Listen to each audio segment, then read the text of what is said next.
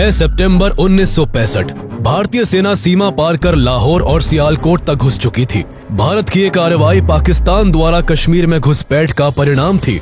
जो पाकिस्तान भारत से कश्मीर छीनने के लिए निकला था, उसकी हालत कुछ ही दिनों में लाहौर तक गंवाने की हो चुकी थी।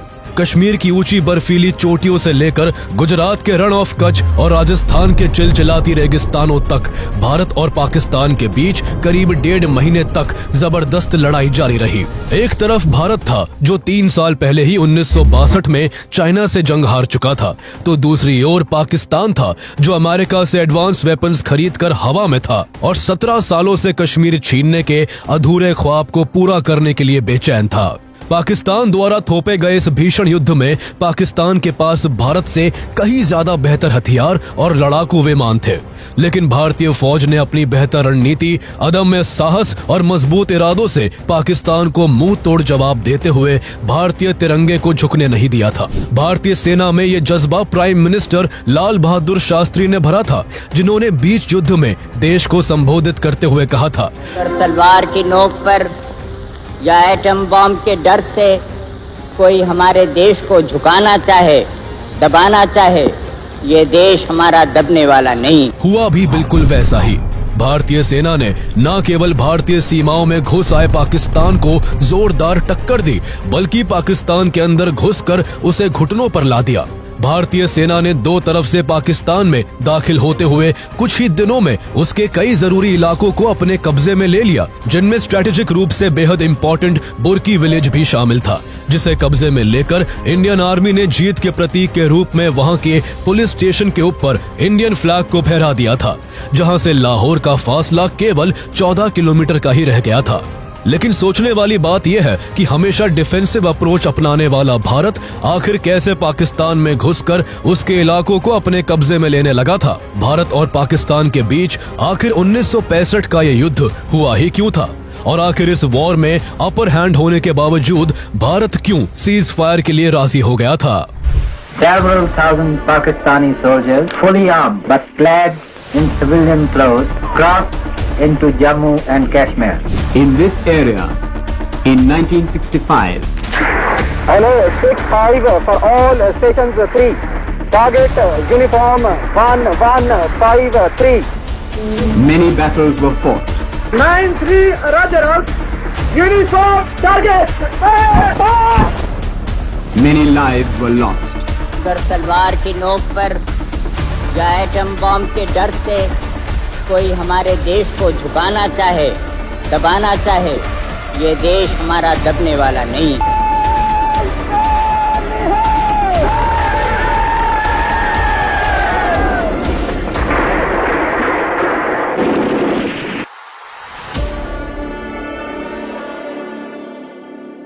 1947 में भारत को अंग्रेजों से आजादी के लिए बंटवारे का दंश झेलना पड़ा था।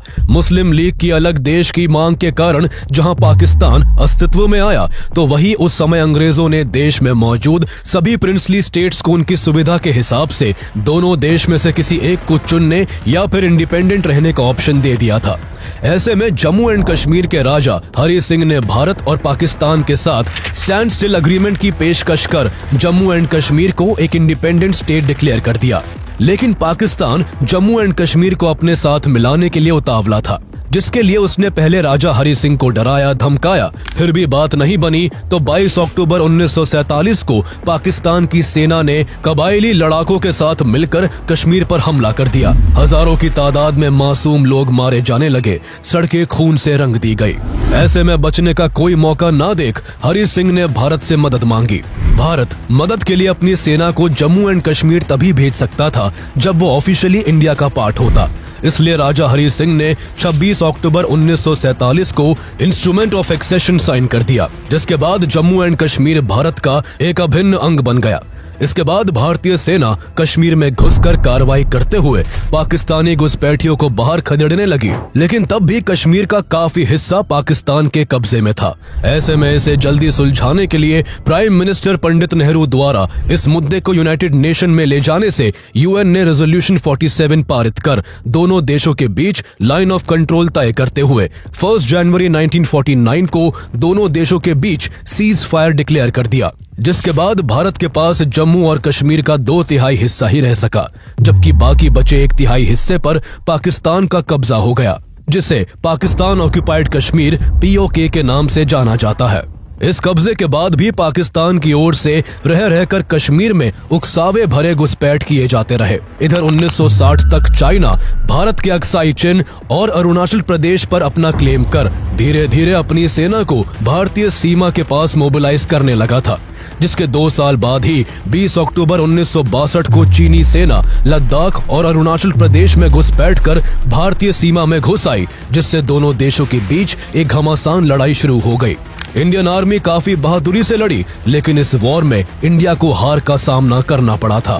इस युद्ध में मिली हार के बाद भारतीय सेना ट्रांजिशन फेज से गुजर रही थी। वॉरफेयर टैक्टिक्स और प्लानिंग बदली जा रही थी और इंडियन गवर्नमेंट द्वारा न्यू और एडवांस वेपन्स को खरीदने के लिए बाहरी देशों का रुख किया जा रहा था। एक तरफ भारत अपनी सुरक्षा को लेकर काफी सोच विचार में लगा हुआ था, तो दूसरी तरफ अमेरिका और सोवियत यूनियन कोल्ड वॉर के बीच साउथ एशिया के देशों को अपने पाले में लाने का प्रयास कर रहे थे।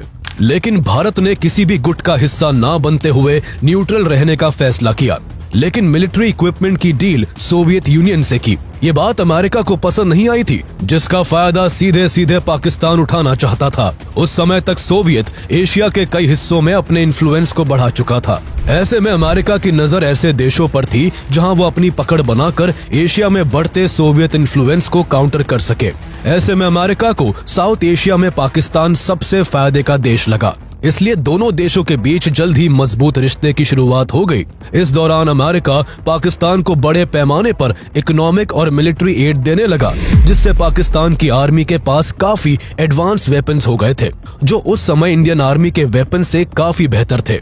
अमेरिका से सप्लाई होने वाले हथियारों में पैटर्न टैंक्स, F-86 सेबर और F-104 स्टार फाइटर जैसे लड़ाकू विमान शामिल थे।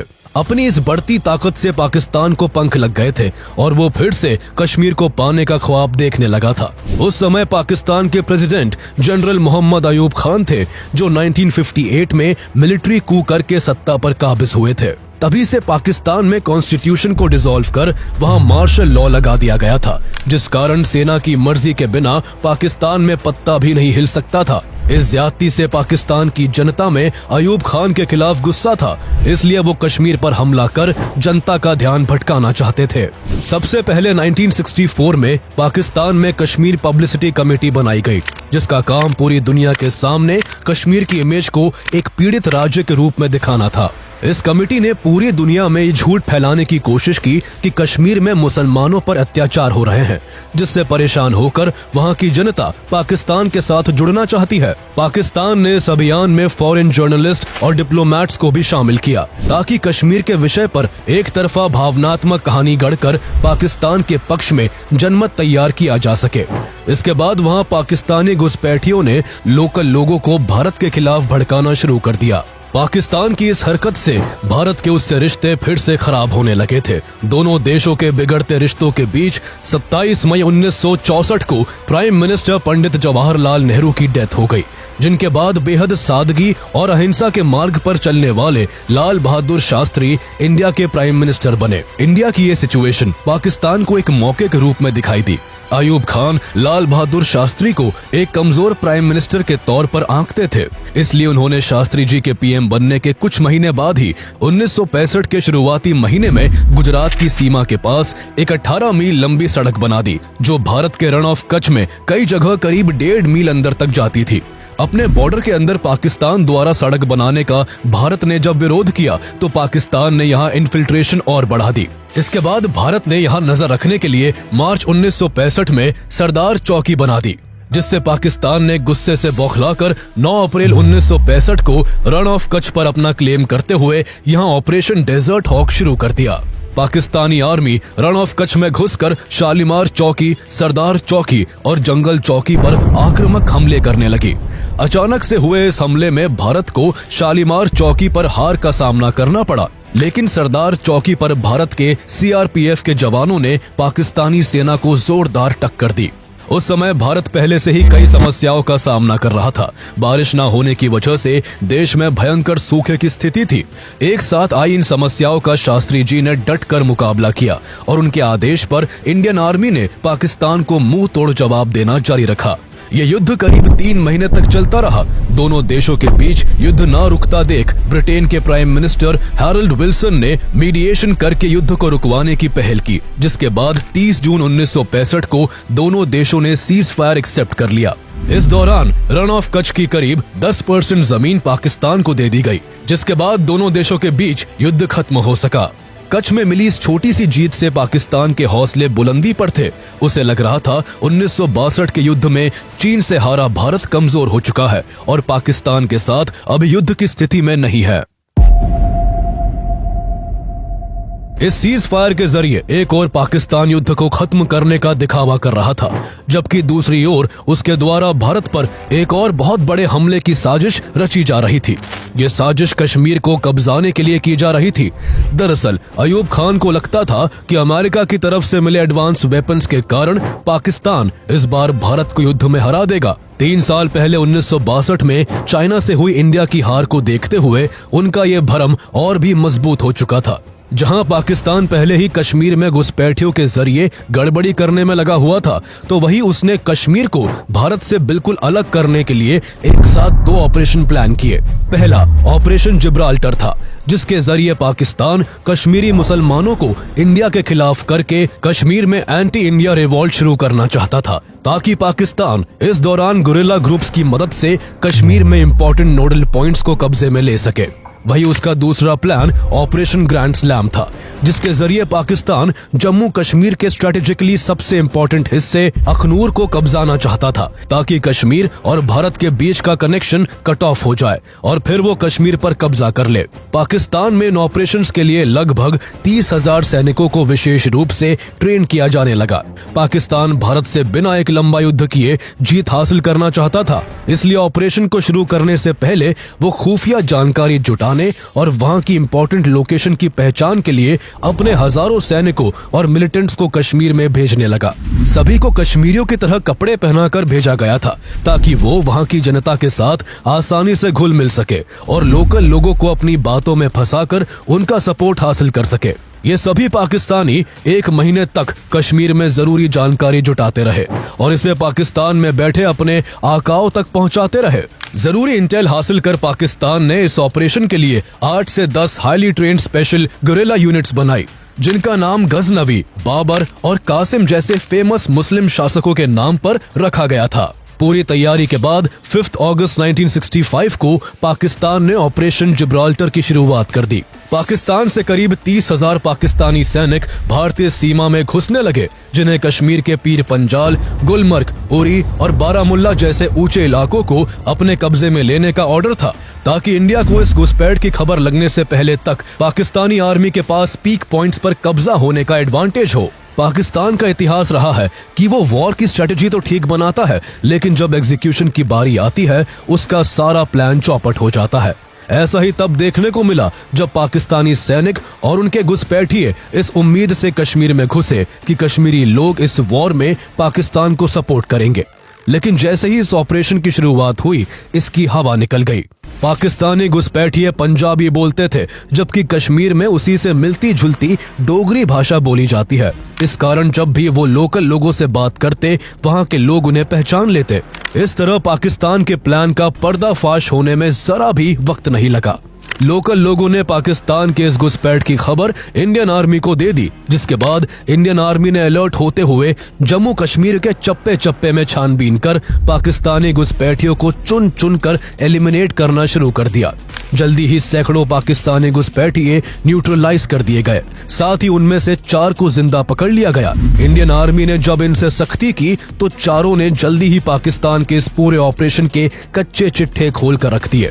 ऑपरेशन जिब्राल्टर के दौरान पाकिस्तानियों की मंशा हमले के बीच एक radio station voice of Kashmir शुरू करने की भी थी, जिसके जरिए ये झूठ फैलाना था कि कश्मीर के लोगों ने हिंदुस्तान से बगावत कर दी है और कश्मीर भारत से अलग हो चुका है। इस दौरान खबरें रेडियो पर प्रसारित तो हुई, लेकिन पाकिस्तान से नहीं बल्कि भारत के ऑल इंडिया रेडियो के जरिए, जिस पर पाकिस्तान की इन करतूतों को पूरी दुनिया के सामने लाकर रख दिया गया। वहीं इंडियन आर्मी पाकिस्तानी घुसपैठियों को खदेड़ते हुए जम्मू कश्मीर के स्ट्रेटेजिक पॉइंट्स को उनसे फ्री करती जा रही थी। इंडियन आर्मी की ये कार्रवाई अगस्त के अंतिम दिनों तक जारी रही, जिस बीच 26 अगस्त 1965 को भारतीय सेना ने पीओके के अंदर घुसकर हाजी पीर पास पर हमला कर दिया। पीओके का हाजी पीर पास वो इलाका था जहां से पाकिस्तान की तरफ से इन्फिल्ट्रेशन हो रहा था। भारतीय सैनिकों ने पहाड़ी और दुर्गम रास्तों को पार करते हुए पाकिस्तानी ठिकानों को नेस्तानाबूद कर दिया और 3 दिनों की लगातार लड़ाई के बाद 28 अगस्त को हाजी पीर पास पर अपना कंट्रोल जमा लिया। हाजी पीर पास पर भारत की जीत से पाकिस्तान के घुसपैठ के सभी रास्ते बंद हो गए थे, जिससे घुसपैठिए उल्टे पांव पाकिस्तान भागने को मजबूर हो गए। भारत से बुरी तरह से मात खाने के बाद भी पाकिस्तान बाज नहीं आया और इस ऑपरेशन के फेल होने के बाद अगले दिन ही उसने second plan operation grand slam को लॉन्च कर दिया। इस बार पाकिस्तान की नजर जम्मू एंड कश्मीर के अखनूर क्षेत्र पर थी। पाकिस्तान अखनूर में चिनाब नदी पर बने एक ब्रिज को तोड़कर भारत को कश्मीर के साथ जोड़ने वाली इकलौती सड़क पर कब्जा जमाना चाहता था, ताकि भारत से कश्मीर का कनेक्शन ही ब्रेक हो जाए और कश्मीर तक इंडियन आर्मी अपने सैन्य सामान ही न ला पाए। पाकिस्तान अखनूर में हमला करके भारत की इसी सप्लाई लाइन को कट ऑफ करना चाहता था। इसी मकसद के साथ 1 सितंबर 1965 को सुबह 3:30 बजे पाकिस्तानी आर्मी भारी संख्या में तोपों और टैंकों के साथ बॉर्डर क्रॉस कर तेजी के साथ अखनूर की तरफ बढ़ने लगी।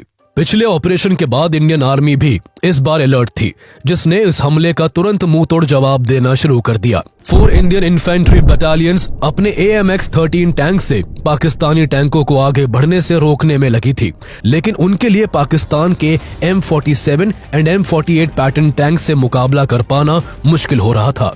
पाकिस्तान के पास ये अमेरिका के advance and strong pattern tanks थे, जबकि उनके कंपैरिजन में भारत के पास थोड़े कम इफेक्टिव AMX-13 और काफी कम मात्रा में सेंचुरियन MK7S टैंक्स थे। इस कारण यहाँ धीरे धीरे पाकिस्तानी आर्मी अपनी पोजीशन मजबूत करती चली जा रही थी। सुबह के 9 बजे तक पाकिस्तानी आर्मी ने छम को अपने कब्जे में ले लिया था। जमीनी लड़ाई में भारी पड़ रहे पाकिस्तानियों को सबक सिखाने का भारत के पास एक ही असरदार ऑप्शन था, और वो था इस युद्ध में इंडियन एयरफोर्स की एंट्री करवाना। हमले के पहले ही दिन डिफेंस मिनिस्टर यशवंत राव चव्हाण ने एयर मार्शल अर्जन सिंह और army chief general JN Chaudhuri के साथ एक मीटिंग की। मीटिंग के बाद एयरफोर्स को युद्ध में शामिल करने का फैसला लिया गया, जिसके बाद इंडियन एयरफोर्स के 12D हैविलैंड वेम्पायर्स और 14 डसॉल्ट मिस्टर फोर्स लड़ाकू विमान पठानकोट एयरबेस से छम की ओर टेक ऑफ कर गए। इसके जवाब में पाकिस्तान एयरफोर्स ने भी अपने F-86 सेबर्स लड़ाकू विमान मैदान में उतार दिए। यहाँ सेना को डिफेंसिव होते देख 3 सितंबर को प्राइम मिनिस्टर लाल बहादुर शास्त्री ने अपने कैबिनेट की इमरजेंसी मीटिंग बुलवाई। कैबिनेट और सभी मिलिट्री चीफ से इंटेंसिव कंसल्टेशन के बाद ये तय हुआ कि India all out military action लेगा और पहली बार इंडियन आर्मी LOC को क्रॉस कर लाहौर और सियालकोट को अपने कब्जे में लेगी। इसके पीछे का मकसद कश्मीर से पाकिस्तानी आर्मी का ध्यान भटकाने का था। पाकिस्तानी हिस्सों को कब्जा कर भारत इसका इस्तेमाल युद्ध के बाद बेहतर नेगोशिएशंस के लिए करना चाहता था। उसी दिन इस ऑर्डर को आर्मर्ड डिवीजन तक पहुंचाने के लिए एक डिस्पैच राइडर को भेजा गया, लेकिन उसे रास्ते में ही पाकिस्तानी आर्मी ने पकड़ लिया और इसकी जानकारी अपनी मिलिट्री इंटेलिजेंस तक पहुंचा दी कि भारत लाहौर पर हमले की प्लानिंग कर रहा है। हालांकि पाकिस्तान में इस लीड पर किसी ने विश्वास नहीं किया। उन्हें लगा कि भारत ने जानबूझकर उनका ध्यान युद्ध से भटकाने के लिए अपने डिस्पैच राइडर को पकड़वाने का नाटक किया है। इस तरह से पाकिस्तान ने इस पर कोई एक्शन नहीं लिया और भारत का ये प्लान फेल होते होते बच गया। इधर कश्मीर में घमासान लड़ाई जारी थी। पहले ही दिन पाकिस्तानी एयरफोर्स भारी पड़ती दिख रही थी। उसने इंडियन एयरफोर्स के कई वैम्पायर्स विमानों को शॉट डाउन कर अपनी एक्टिविटीज श्रीनगर से लेकर पंजाब तक बढ़ा ली थी। वही पाकिस्तानी फोर्सेस मुनावर तैवी रिवर को पार कर पहले ही छम तक आ पहुंची थी। सिचुएशन ऐसी थी कि कश्मीर भारत के हाथ से फिसलता दिख रहा था। तभी पाकिस्तान की तरफ से एक ऐतिहासिक गलती की जाती है, जो उसे बैक फुट पर धकेलने के लिए काफी थी। पाकिस्तान ने बीच युद्ध में इस ऑपरेशन को लीड कर रहे commander major general Akhtar Hussain Malik को हटाकर उसकी जगह मेजर जनरल याह्या खान को नया कमांडर बना दिया। वजह कुछ और नहीं बल्कि पाकिस्तान के इस जंग में जीतने पर प्रेसिडेंट जनरल अयूब खान का क्रेडिट किसी और के बीच ना बट जाए, इसलिए ऐसा किया गया था। उन्हें कहां पता था कि आगे चलकर ये एक बदलाव उन्हें बहुत महंगा साबित होगा। कमांडर के बदले जाने में ही एक दिन से ज्यादा का वक्त लग गया, जिससे पाकिस्तानी आर्मी कंफ्यूज हो गई और उनका अटैक कमजोर पड़ गया। इतना वक्त भारतीय सेनाओं के लिए एकजुट होकर बेटर स्ट्रैटेजी से काउंटर अटैक प्लान करने के लिए काफी था। मौके की नजाकत को समझते हुए इंडियन फोर्सेस ने अपने हमले तेज कर यहाँ के कई मोर्चों पर अपनी स्थिति बेहद मजबूत कर ली।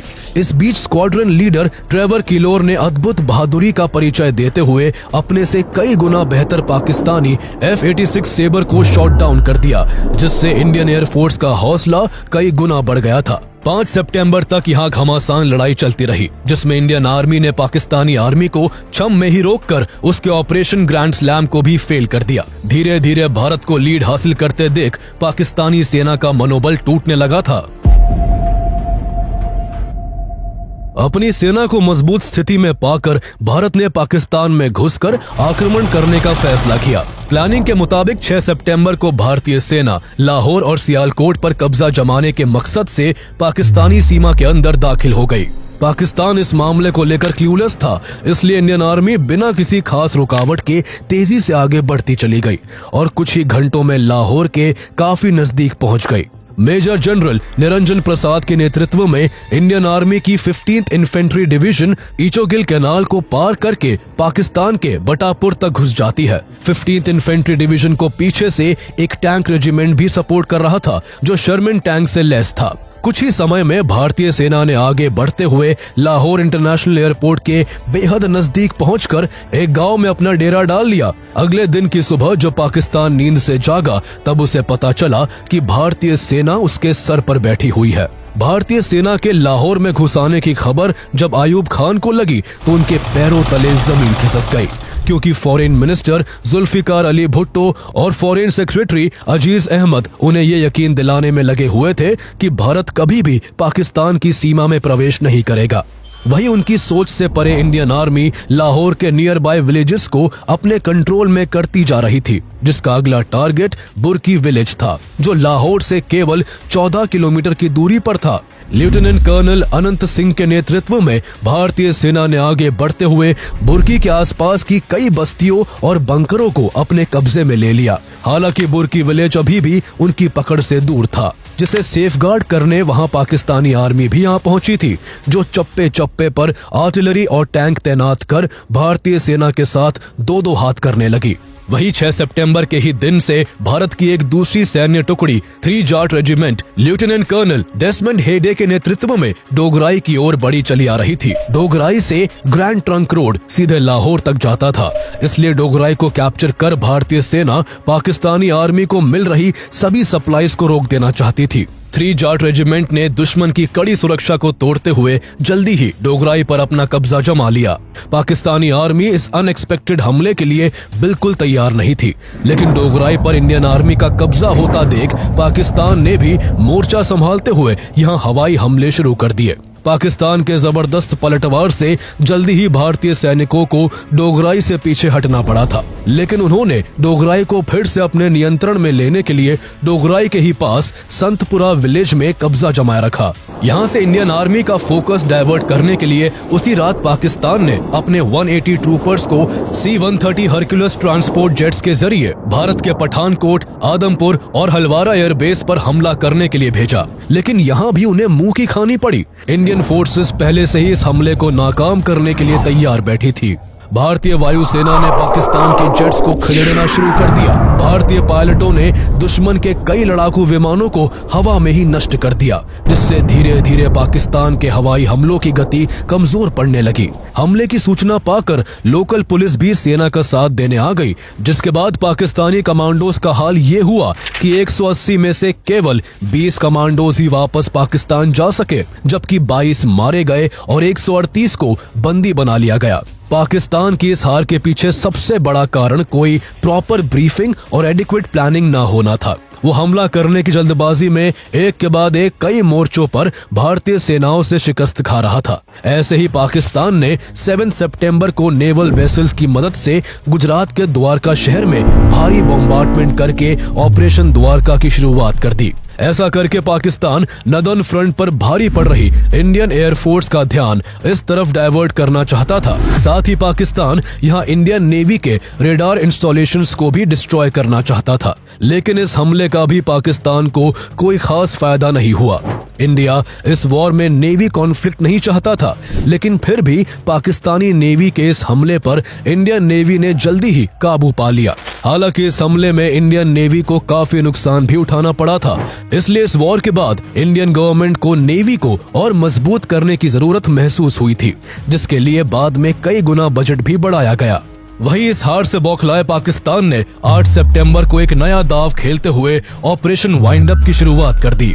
इस ऑपरेशन के जरिए पाकिस्तान लाहौर और सियालकोट के मोर्चे पर भारतीय सेना को रोकने के साथ साथ भारतीय सीमा में घुसकर पंजाब के अमृतसर और राजस्थान के मुनाबाव पर कब्जा जमाना चाहता था। इसी मोटिव के साथ जहां उसकी एक सैन्य टुकड़ी अमृतसर की तरफ कूच करने लगी, तो वही एक पाकिस्तानी सैन्य टुकड़ी राजस्थान की तरफ से बॉर्डर क्रॉस कर यहां मुनाबाव में भारतीय पुलिस चौकियों पर कब्जा जमाने के लिए आगे बढ़ती चली आ रही थी।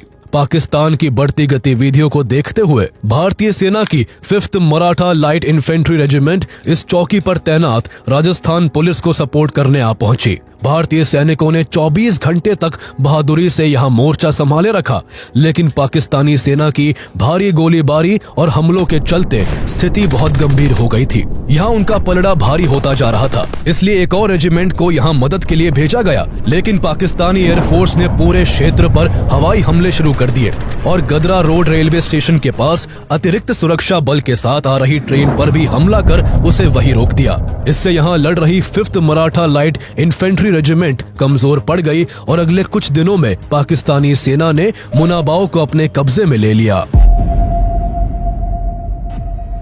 वही पाकिस्तान की दूसरी सैन्य टुकड़ी 1 आर्म डिवीजन अपने पैटर्न टैंक से गोले बरसाते हुए पंजाब के खेमखरन सेक्टर में आगे बढ़ने लगी। यह हमला इतना जबरदस्त था कि आसपास के इलाके तेज आवाजों से थर्रा उठे। जल्दी ही ब्रिगेडियर थॉमस के थियोगराज ने आगे बढ़कर यहाँ मोर्चा संभाल लिया। पाकिस्तानी अटैक को कमजोर करने के लिए उनके पैटर्न टैंकों को रोकना सबसे जरूरी था। इसलिए ब्रिगेडियर थॉमस के थियोगराज ने इसके लिए एक शानदार प्लान तैयार किया। सबसे पहले उन्होंने यहाँ एयर सपोर्ट की मांग की, जिसके बाद भारतीय पायलटों ने आर्मी को बैकअप देने के साथ साथ दुश्मनों के टैंकों को रॉकेट्स के सहारे बर्बाद करना शुरू कर दिया। इसके बाद ब्रिगेडियर थॉमस के थियोगराज ने खेमकरन के खेतों में पानी भरने के लिए वहां की एक नहर को खोल दिया, जिससे यहाँ की मिट्टी जल्दी ही कीचड़ में बदल गई और पाकिस्तानी टैंक उसमें फंसकर अपनी तेजी खो बैठे। इंडियन फोर्सेस ने इसका फायदा उठाते हुए दुश्मन और उसके टैंकों पर जोरदार धावा बोल दिया। इस तरह 9 सितंबर तक इंडियन फोर्सेस ने यहाँ खेमकरन गांव में अपनी स्थिति काफी मजबूत कर ली थी। यहाँ मेजर अब्दुल हामिद ने अद्भुत वीरता का परिचय दिया। वो अपनी जीप में सवार होकर पाकिस्तानी टैंकों को बर्बाद करने के लिए उसके कमजोर हिस्सों पर सटीक निशाना लगाते। इस शानदार टैक्टिक का ये असर हुआ कि एक दिन के भीतर उन्होंने अकेले ही 7 पैटर्न टैंकों को बर्बाद कर दिया। लेकिन इसी क्रम में 10 सितंबर को वो एक पाकिस्तानी पैटर्न टैंक के गोले का शिकार होकर शहीद हो गए। आगे चलकर उनकी इस वीरता के लिए भारत सरकार ने उन्हें परमवीर चक्र से सम्मानित किया। उनकी इस शानदार टैक्टिक को दूसरे भारतीय सैनिकों ने भी अपनाया और 97 पाकिस्तानी टैंकों को डिस्ट्रॉय कर यहाँ एक बड़ी जीत हासिल कर ली। भारतीय सेना की शौर्य गाथाओं के लिए मशहूर वर्ल्ड वॉर 2 के बाद इस लार्जेस्ट टैंक बैटल को बैटल ऑफ असल उत्तर के नाम से जाना जाता है, जिसने इस वॉर की दिशा को काफी हद तक भारत के पक्ष में कर दिया था। वहीं लाहौर के पास मौजूद बुर्की को भी अपने कंट्रोल में लेने के लिए भारतीय सैनिकों की कोशिश रंग ले आई थी और उन्होंने 9 सितंबर तक बुर्की मोर्चे के अधिकांश हिस्से पर अपना कब्जा जमा लिया था। इस जीत के बाद भारतीय सेना ने यहां से पाकिस्तानी सैनिकों को खदेड़ दिया और उनके बंकरों को तहस नहस कर अपने विजय के प्रतीक के रूप में वहां तिरंगा फहरा दिया। कई महत्वपूर्ण मोर्चों पर जीत से उत्साहित भारतीय सेना अपने अगले टारगेट सियालकोट की तरफ मूव कर गई। 10 सितंबर को भारतीय सेना की फर्स्ट आर्मर्ड ब्रिगेड ने ब्रिगेडियर खेमकरण सिंह और मेजर भूपेंद्र सिंह के नेतृत्व में सियालकोट के फिलौरा पर आक्रमण कर दिया। इस मोर्चे पर भारतीय सेंचुरियन टैंक और पाकिस्तानी पैटर्न टैंक आपस में भिड़ गए। भारतीय सैनिकों को पैटर्न टैंक्स को खत्म करने का तरीका पता चल चुका था, इसलिए उन्होंने यहाँ भी बैटल ऑफ असल उत्तर की टैक्टिक्स को अपनाते हुए 11 सितंबर तक 66 पाकिस्तानी टैंकों को पूरी तरह से बर्बाद कर बैटल ऑफ फिलौरा को भी जीत लिया। लेकिन इस जीत में जहां कई इंडियन सोल्जर्स की कुर्बानी शामिल थी, तो वही सबसे अहम भूमिका निभाने वाले मेजर भूपेंद्र सिंह भी इसमें बहुत बुरी तरह से घायल हो गए थे। ट्रीटमेंट के लिए जब उन्हें दिल्ली लाया गया था तो खुद लाल बहादुर शास्त्री उनसे मिलने गए थे। शास्त्री जी को देखते ही मेजर भूपेंद्र सिंह की आंखों से आंसू निकल आए। जब उनसे शास्त्री जी ने इसका कारण पूछा तो उनका जवाब था कि ये आंसू मेरे दर्द के लिए नहीं, बल्कि खड़े होकर अपने प्राइम मिनिस्टर को सल्यूट ना कर पाने की वजह से है। मेजर भूपेंद्र सिंह को बचाया नहीं जा सका और बाद में उनकी बहादुरी के लिए उन्हें महावीर चक्र से सम्मानित किया गया। जारी युद्ध के बीच भारत डिप्लोमेटिक लेवल पर भी इस युद्ध का आकलन कर रहा था। दरअसल यूएन सीज फायर कर इस युद्ध को रोकना चाहता था, लेकिन भारत और पाकिस्तान दोनों ही इसके लिए राजी नहीं थे। दोनों देशों को सीज फायर के लिए राजी ना होता देख यूएन सेक्रेटरी जनरल यू थांट दोनों देशों का दौरा कर युद्ध रोकने का प्रयास कर रहे थे। यूएन के सीज फायर के प्रपोजल को ध्यान में रखते हुए 13 सितंबर को शास्त्री जी ने कैबिनेट और सभी सेना प्रमुखों के साथ एक इमरजेंसी मीटिंग की, जिसमें यह चर्चा हुई कि अगर भारत सीज फायर के लिए राजी हो जाता है तो इससे देश को कितना फायदा और कितना नुकसान हो सकता है। भारत उस समय काफी अच्छी पोजीशन में था और भारतीय सेना ने पाकिस्तान के अंदर घुसकर उसके कई इलाकों को जीत लिया था। इसलिए कैबिनेट ने शास्त्री जी को सीज फायर न करने की सलाह दी। इस वजह से भारत ने यह युद्ध जारी रखने का निर्णय लिया। तब तक भारतीय सेना सियालकोट सेक्टर के चाविंडा को अपने कब्जे में लेने के लिए कूच कर चुकी थी। 14 सितंबर को भारतीय सेना ने लेफ्टिनेंट कर्नल टारापोरे की अगुवाई में चाविंडा पर हमले शुरू किए। यहाँ कई दिनों तक घमासान लड़ाई चलती रही, लेकिन जीत हार का फैसला नहीं हो सका। दोनों ही ओर से सैकड़ों सैनिक अपने देश के लिए शहीद हो गए, जबकि सैकड़ों टैंक धराशायी हो गए। Indian army chief JN Chaudhuri Chawinda पर कब्जा करना चाहते थे, क्योंकि ये लोकेशन लाहौर और सियालकोट को कनेक्ट करती है। यहाँ इंडिया की जीत से पाकिस्तान अलग थलग पड़ जाता और उसे इंडिया की शर्तों पर नेगोशिएशन के लिए राजी होना पड़ता। भीषण युद्ध के बीच यूनाइटेड नेशन ने 20 सितंबर को रेजोल्यूशन 211 पास कर एक बार फिर दोनों देशों से सीज फायर करने की अपील की। उसी दिन यूएन की मांग को ध्यान में रखते हुए prime minister Lal Bahadur Shastri army chief JN Chaudhuri से मिले और पूछा कि अगर ये युद्ध कुछ दिन और यूं ही चलता रहा तो क्या भारत को एक शानदार जीत मिल सकती है। 13 सितंबर को अपनी जीत को लेकर श्योर JN चौधरी उस दिन कोई सेटिस्फैक्टरी आंसर नहीं दे पाए। ये वॉर पूरी तरह से किसी के पाले में तो नहीं था, लेकिन इसमें भारत को बढ़त जरूर हासिल थी।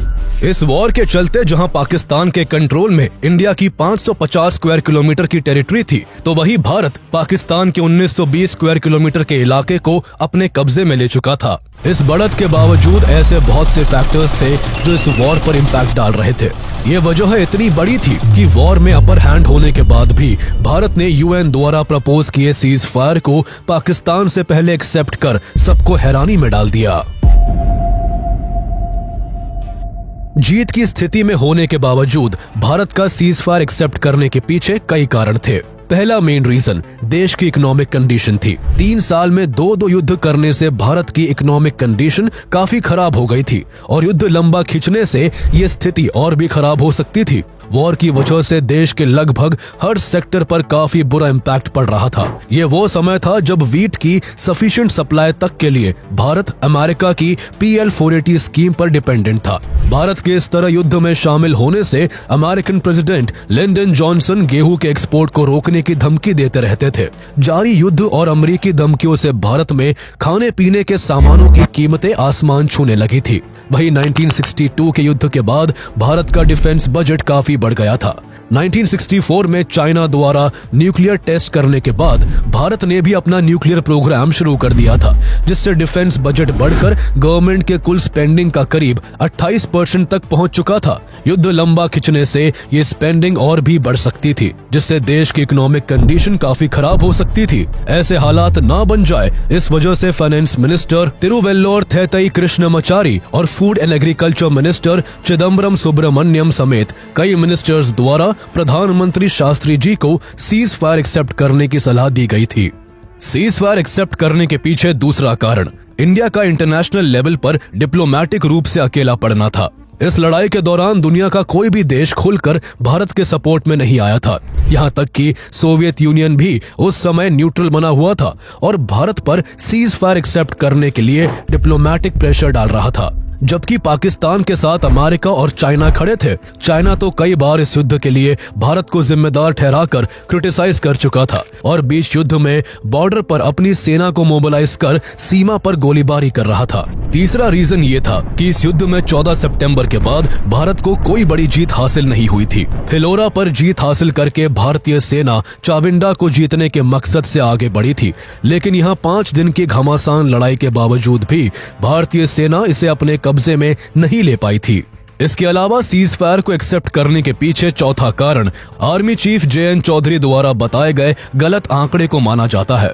युद्ध के बीच UN के 20 तारीख वाले सीज फायर प्रपोजल को लेकर जब लाल बहादुर शास्त्री अपने कैबिनेट मिनिस्टर्स और आर्मी चीफ से इसे एक्सेप्ट करने को लेकर राय मशवरा कर रहे थे, तब आर्मी चीफ JN चौधरी ने उन्हें लड़ाई खत्म करने की सलाह दी थी। उन्होंने बिना वेरीफाई किए उनसे कहा था कि भारतीय सेना के वेपन्स लगभग खत्म होने की कगार पर है, जबकि वास्तविकता में उस समय भारत ने अपने वॉर रिजर्व का केवल 14% हिस्सा ही इस्तेमाल किया था। भारत द्वारा सीज फायर एक्सेप्ट करने की पहल के पीछे पांचवी वजह यह थी कि UN, अमेरिका और सोवियत यूनियन की तरफ से भारत और पाकिस्तान दोनों देशों पर सीज फायर का प्रेशर बनाया जा रहा था। ऐसे में शास्त्री जी का मानना था कि भारत अगर आगे से सीज फायर डिक्लेयर करेगा तो इससे इंटरनेशनल लेवल पर एक अच्छा मैसेज जाएगा और ये भारत के लिए एक डिप्लोमेटिक जीत होगी। उनका अनुमान ये भी था कि इसके बाद भी पाकिस्तान सीज फायर करने में आनाकानी करेगा और ऐसे में पाकिस्तान द्वारा युद्ध जारी रखने पर उसके हमलों का भारतीय सैनिकों द्वारा मुंह तोड़ जवाब देना जारी रखा जाएगा। इन सभी बातों को मद्देनजर रखते हुए भारत ने 21 सितंबर को सीज फायर एक्सेप्ट कर युद्ध पर विराम लगाने की पहल कर दी थी।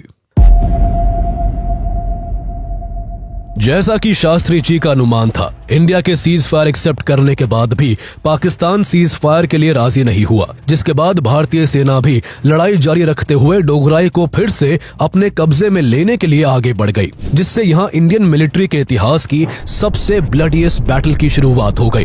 ब्रिगेडियर डेसमंड हेडे ने अपनी सैन्य टुकड़ियों के साथ 21 सितंबर की रात को ही डोगराई पर जोरदार और निर्णायक हमला कर दिया। डोगराई इचोगिल कैनाल के पूर्वी किनारे पर Amritsar Lahore grand trunk road पर सिचुएटेड है, जो स्ट्रेटेजिकली काफी इंपॉर्टेंट था।